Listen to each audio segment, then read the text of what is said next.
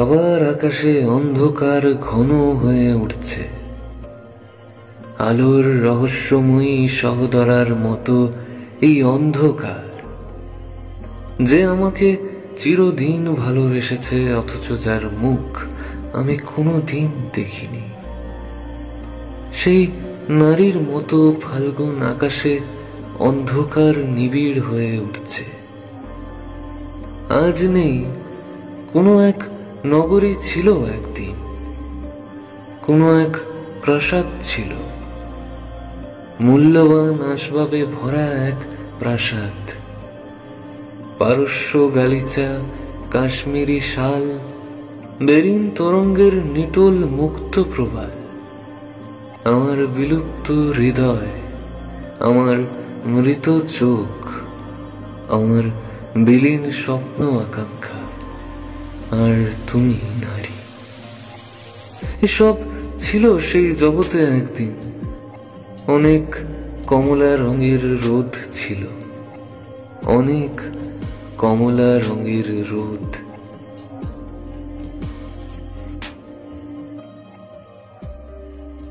আজ থেকে বহু বছর আগে কোনো সোদা মাটির গন্ধে ভরা রাস্তায়, কোনো শালপিয়ালের ছায়ায় ঘেরা পথে হয়তো এমনই কোনো অন্ধ প্রেমিক, কোনো ব্যর্থ প্রেমিক তার শেষের চিঠি লিখে গেছে তার প্রেমিকাকে, যে চিঠি হয়তো পৌঁছায়নি কোনো গন্তব্যস্থানে, শুধু তার মধ্যে রয়ে গেছে এক অদ্ভুত মায়া, যা পূর্ণতার চেয়েও বেশি গভীরে দাগ রাখে।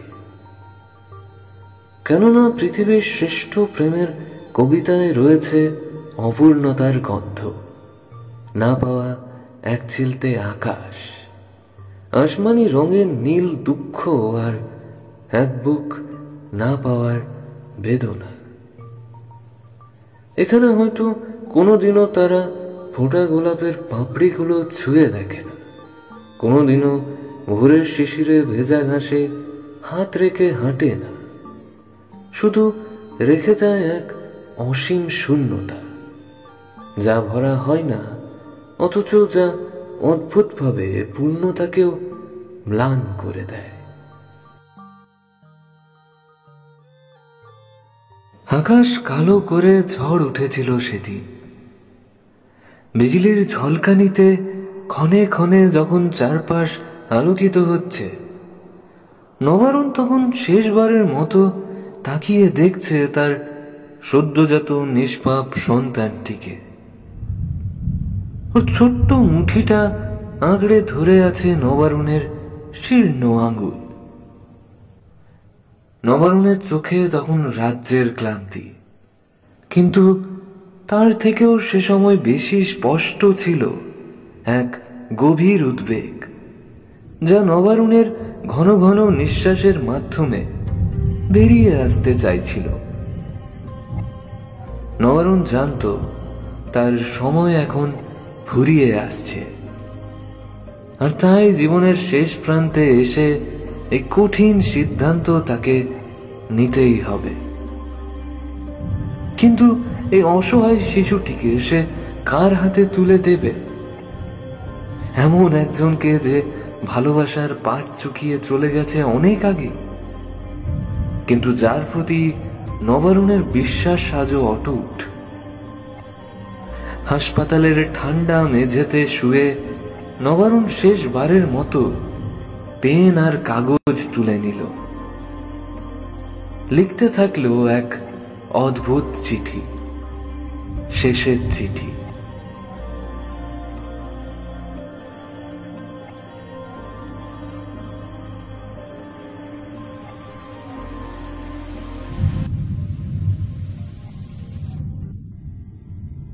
রাঘবপুরের এক মধ্যবিত্ত ব্রাহ্মণ পরিবারের ছেলে নব। ভালো নাম নবকিশোর মুখার্জি। দেখতে বেশ সুদর্শন। সে আঁকতে খুব ভালোবাসে। 2 বছর হলো এক বেসরকারি ইঞ্জিনিয়ারিং কলেজ থেকে ইঞ্জিনিয়ারিং পাশ করেছে নব। কিন্তু ইঞ্জিনিয়ারিং করার সময় তার কি মনে হলো আগামী দিনে ছবির আঁকাটাকে জীবিকা বানাবে স্থির করে ফেলল। কিন্তু ছবি আঁকা জীবিকা বানানো এতই কি সহজ? ছবি আঁকা নবকে মানসিক শান্তি দিলেও ভাতের যোগান দিতে পারল না। অভাব যেন নবর চিরসঙ্গী হয়ে গেল। শেষ অবধি প্রাণের চেয়েও প্রিয় ছবি আঁকা ছেড়ে দিতে হলো তাকে। চাকরি খোঁজার চেষ্টা শুরু করলো নব। এই সময় শুভ্রা নামে একটি মেয়ের সাথে নবর পরিচয় হয়। ধীরে ধীরে একে অপরকে চিঠি লেখার মাধ্যমে আলাপচারিতা বাড়তে থাকে।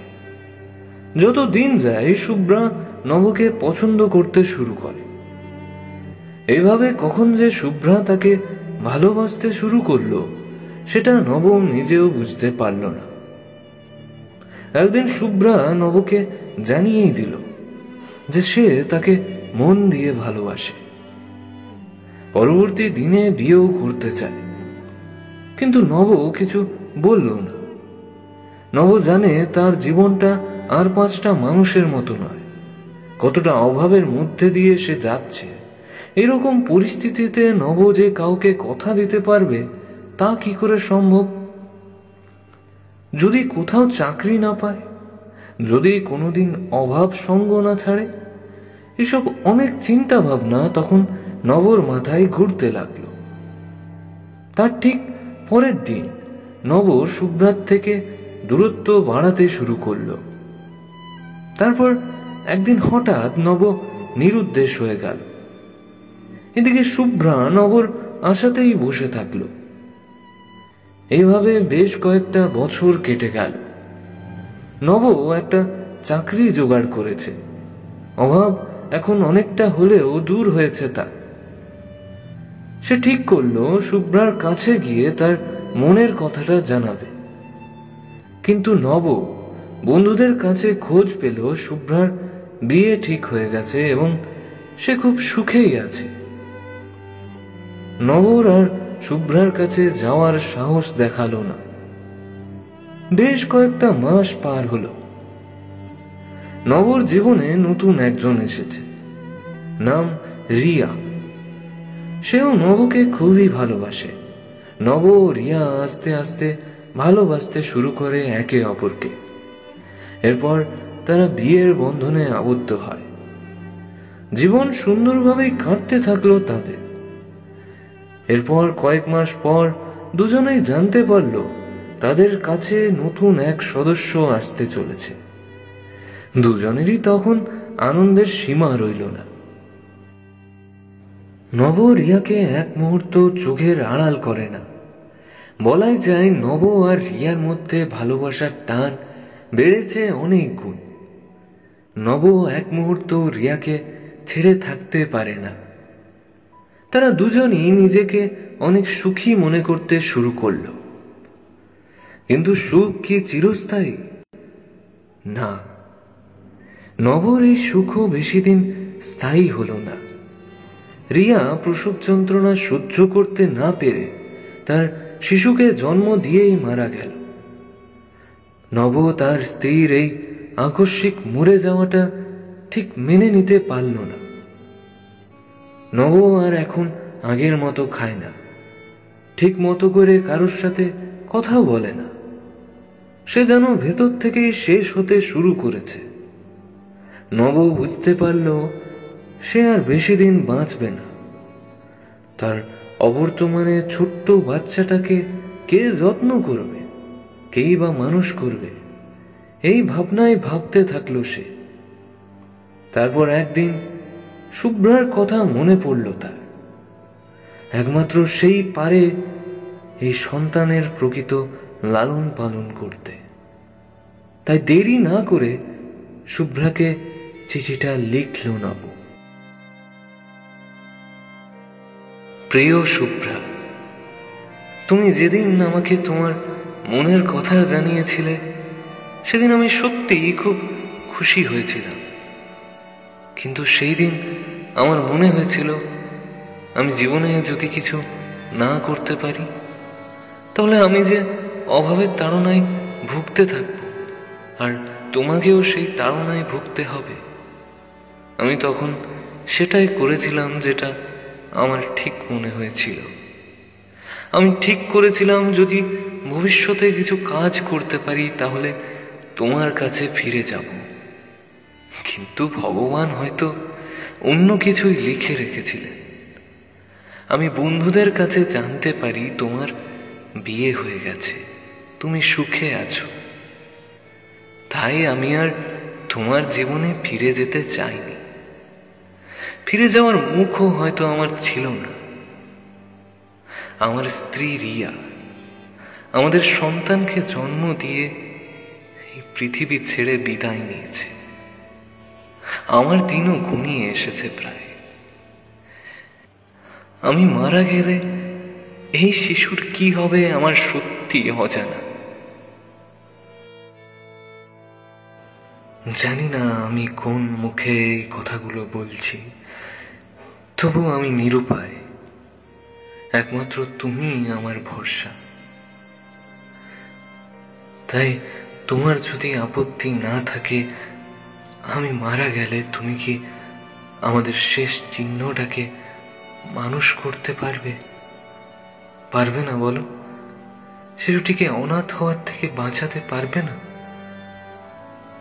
তুমি যদি নিজের ছেলের মতো করে এই শিশুটিকে মানুষ করতে পারো, তাহলে হঠাৎ করে মরে গেলেও আমার আর কোনো আফসোস থাকবে না। এই বলেই তোমার উদ্দেশ্যে লেখা আমার এই শেষ চিঠিটি সমাপ্ত করছি। ইতি নব।